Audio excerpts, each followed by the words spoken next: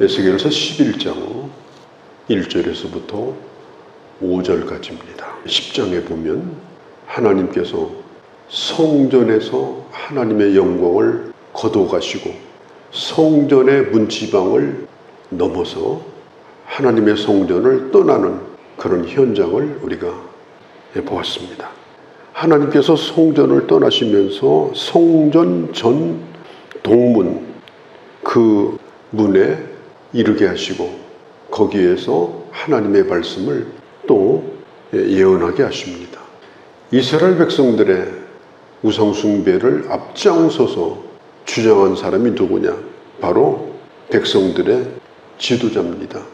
그들 가운데 오늘 1절에 두 사람의 이름을 에스겔이 알고 있습니다.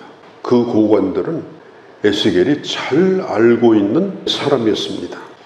이 예루살렘에 남아있는 사람들은 어떤 생각을 했는가 하면 포로 잡혀간 사람들 1차, 2차에 걸쳐서 포로 잡혀간 사람들 2차 때는 만여 명이 끌려갔죠. 이들은 죄가 많아서 에스겔이나 다니엘처럼 이런 사람들은 죄가 많아서 바벨론에 끌려갔다. 그렇게 생각하고 있다는 거예요. 그리고 자기들은 의롭기 때문에 지금 예루살렘에 남아있다. 예루살렘은 가마솥과 같다. 이것은 이스라엘 사람들의 속담입니다. 우리는 가마솥 하면 끓는 가마솥 이렇게 얘기하잖아요. 그런데 여기서 말하는 가마솥은 불 때는 가마솥이 아니고 무쇠로 된 절대 안전한 그런 요새와 같은 곳, 그걸 가마솥이라고 그래요. 자기들은 가마솥에 있는 고기와 같다. 어떤 짐승도 누구도 그 가마솥 뚜껑을 열고 자기들을 해치거나 손댈 수가 없다. 하나님께서 자기들을 지켜줄 거다. 그렇게 생각을 하고 있었어요. 그런데 주님께서 말씀합니다. 그들을 꺼내서 들짐승의 먹잇감이 되게 하겠다. 꺼내서 그들의 시체를 짐승들이 먹도록 하겠다. 8장 16절에 보면 예루살렘 지도자들 25명이 나오죠. 이 사람들은 하나님의 성전에서 예배를 드리는데 하나님을 향하지 아니하고 동쪽을 향해서 우상에게 예배를 드렸던 사람들입니다. 이들이 백성들의 지도자예요. 그러면서 백성들에게 거짓 예언을 합니다. 집을 더 튼튼히 지을 필요가 없다. 이 예루살렘 성 자체가 가마솥이다. 절대로 안전하다. 누구도 우리를 해치지 못한다. 하나님이 우리를 지켜준다. 그렇게 백성들을 속이고 있을 때에 하나님의 영광은 이미 성전을 떠나갔습니다. 동편 문으로 하나님은 벌써 떠나갔습니다. 그런데 그들은 거짓말로 백성들을 속이고 있는 거예요. 윗물이 맑아야 아랫물도 맑다. 당연한 얘기죠. 이스라엘의 타락은 백성들로부터 시작된 게 아닙니다. 지도자들로부터 시작이 됐어요. 이 25명 중에는 에스겔이 알고 있는 사람, 오늘 성경 13절에 있는 것처럼 갑자기 돌연사를 합니다. 이 에스겔이 알고 있는 두 사람이 갑자기 죽어요. 병들어서 죽은 게 아닙니다. 모르는 사람이 죽는 것은 별로 충격을 안 받아요. 뭐 신문에 그런 사고도 나고 어디서 몇 명 죽었더라 우리가 그냥 아무 생각 없이 그런 뉴스를 보잖아요. 그런데 내가 잘 알고 있는 사람이 죽으면 충격을 받아요. 엊그제까지 멀쩡했어요. 엊그제도 만났어요. 그런데 이 사람들이 갑자기 돌연사를 합니다. 이들이 누구냐? 백성들에게 말하기를 예루살렘은 가마솥과 같아서 우리는 절대로 안전하다. 다른 것도 준비할 필요가 없다. 우리는 안전하다. 걱정하지 말라. 우리는 붙들려 가거나 그렇지 않는다. 그렇게 하던 자들 중에 25명 가운데 에스겔이 알고 있는 2명이 갑자기 죽는 그런 끔찍한 일을 겪게 됩니다. 이 두 사람의 죽음은 앞으로 일어날 일들에 대한 예고편입니다. 바벨론에 의해서 예루살렘이 3차 공격을 받을 때 그때에 예루살렘은 굶주려서 죽었습니다.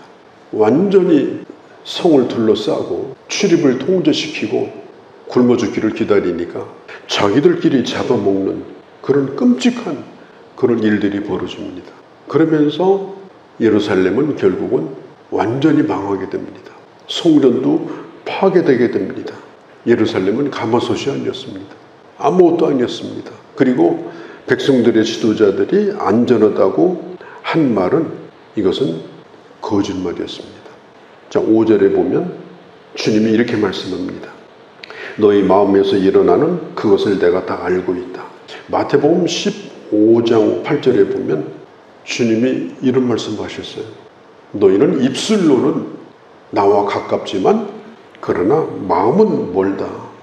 지금 이스라엘 백성들이 절기를 지키고 그 다음에 예배를 드리고 종교행사를 거창하게 행하고 그리고 입술로는 매우 그럴듯한 그런 말로 하나님을 높이는 것 같았지만 그러나 그들의 마음속은 한없이 더러웠습니다. 주님이 말씀하는 거예요. 내가 너의 마음을 다 알고 있다. 마음은 하수구와 같았어요. 마음속에 흐르는 그 물은 깨끗하지 못했어요. 겉으로 행하는 종교행사는 아주 거창하고 그럴듯했는데 그들의 마음은 하나님이 다 아신다. 거기까지만 얘기하는 거예요. 6절에 보니까 너희가 내 성읍의 사람들을 많이 죽였다. 뭘로 죽였어요? 백성들을 사륙하였고 무엇으로? 거짓말로. 회개하라고 말하지 아니하고 하나님을 바르게 예배하라고 말하지 아니하고 그들을 안전하다고 속이면서 거짓말을 했습니다. 그래서 결국은 백성들을 죽게 만들었습니다. 7절에 보니까 그들은 성 밖으로 끌려 나오게 될 것이다. 이방인의 손에 넘겨지게 될 것이다. 결국은 왕도 그 성을 떠났습니다. 나중에 쇠사슬에 묶여가지고 바벨론으로 끌려갔습니다. 성벽도 다 허물어졌습니다. 성전도 전부 불타서 없어져 버리고 말았습니다.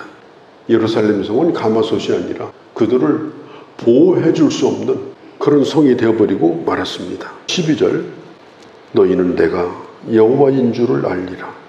그들은 하나님을 종교적인 신으로 생각을 했어요. 적당히 예배 드려주고 적당히 이름 불러주고 그러면 적당하게 복을 주고 그렇게 하는 신으로 생각한 거예요. 살아계신 왕이 아니었습니다. 역사의 주인이 아니었습니다. 하나님은 우리의 종교적 대상이 아닙니다. 그분은 역사의 주인이십니다. 우리의 생사화복을 주장하십니다. 우리의 행동뿐 아니라 우리 속에 있는 깊은 생각도 헤아리시는 분입니다. 성경은 말합니다. 너희는 하나님이 누구인지를 잘 몰랐다.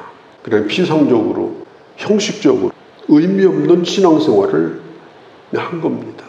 하나님의 말씀을 깊이 묵상하고 그리고 그 말씀에 응답하는 깊은 기도를 하고 그 말씀 앞에서 내가 어떻게 살아야 되는가 하는 것을 고민하고 그렇게 해야 되는데 여호와를 너희는 알지 못하였다. 13절에 이에 내가 예언할 때에 에스겔이 알고 있던 두 사람이 결국은 죽게 됩니다. 죽기로 내가 엎드려 큰 소리로 부르짖어 이르되 오라 여호와여 이스라엘의 남은 자들을 다 멸절하고자 하시나이까. 자기가 잘 알고 있는 두 사람의 죽음을 보면서 충격을 받습니다. 하나님, 이 예루살렘을 심판하실 겁니까? 이 백성들을 다 죽일 겁니까? 그러면서 지금 탄식을 하는 그런 장면이 나옵니다. 에스겔은 바벨론으로 끌려간 유대인입니다. 그리고 예루살렘에 하나님께서 영적으로 그를 이끌어서 예루살렘의 멸망에 대한 지금 환상을 보게 합니다. 우리가 하나님 앞에 기도할 때 앞으로 우리가 살아갈 세상이 어떻게 될 것인가? 나는 또 어떻게 될 것인가? 내 마지막은 어떤 자로 내가 하나님 앞에 설 것인가? 이런 것에 대한 내 깊은 내 중심은 하나님 보시기에 합당한 것인가?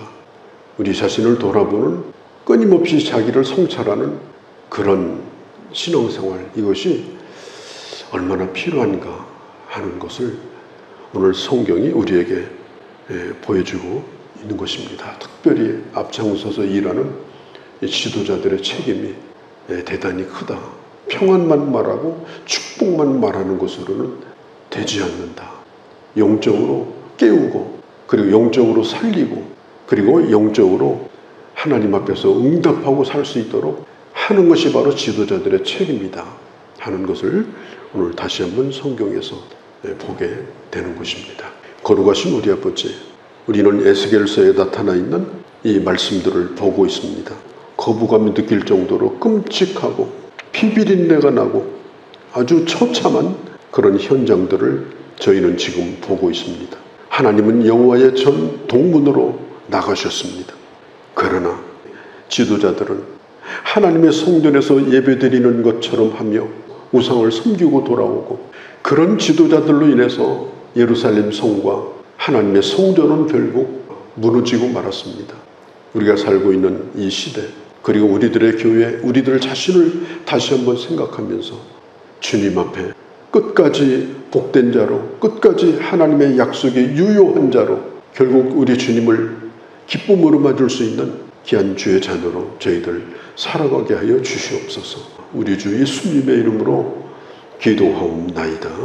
아멘.